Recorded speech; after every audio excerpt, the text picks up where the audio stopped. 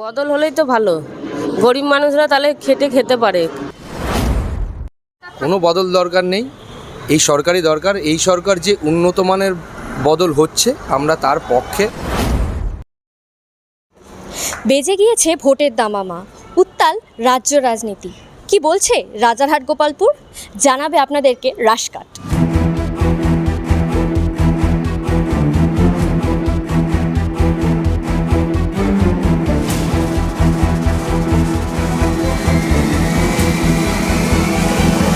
সালটা 2011।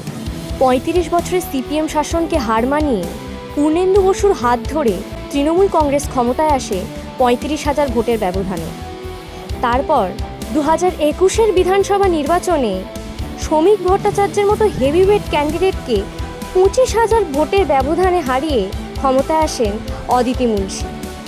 এবার 2026-এর নির্বাচন, প্রতিপক্ষ রয়েছে তরুণজ্যোতি তিওয়ারির মতন হেভিওয়েট নেতা। কে বসবে সিংহাসনে? রাজারহাট গোপালপুর সিংহাসন লাভ হবে কার? দেখবার জন্য জানতে হবে, চোখ রাখতে হবে রাশকাটের পর্দায়।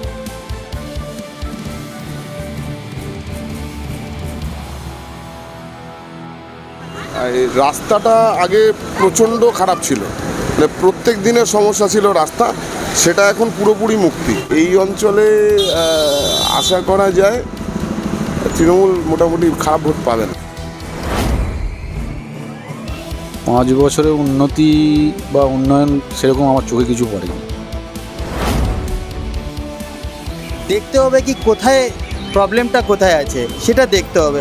সব কিছুর জন্য সরকারকে দোষ দিলে তো হবে না। বদল হলেই তো ভালো, গরিব মানুষরা তাহলে খেতে পারে। দাঁড়িয়ে রয়েছি বাগুইআটি সুপার মার্কেটে। এক পেরিয়ে দুই, কি বলছে রাজারহাট গোপালপুর? অদিতি মুন্সিকেই চাই নাকি বদল চাই? চলুন জেনে নেওয়া যাক। জলের ব্যবস্থা, রাস্তাঘাট মোটামুটি তো হয়েছে, আমার তুলনায় 60% হয়েছে। यहाँ पर सभी अच्छे आदमी सब है, यहाँ कोई गड़बड़ नहीं है। সেই সরকারই থাকবে নাকি অন্য কোনো সরকারের বদল আসার দরকার আছে?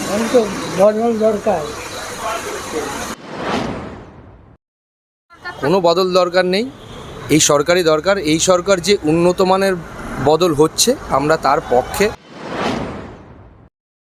বর্তমান সরকার প্রচুর কাজ করেছে, আমূল পরিবর্তন করেছে। অবশ্যই বর্তমান সরকার মমতা ব্যানার্জি আবার মুখ্যমন্ত্রী হিসাবে আসবে।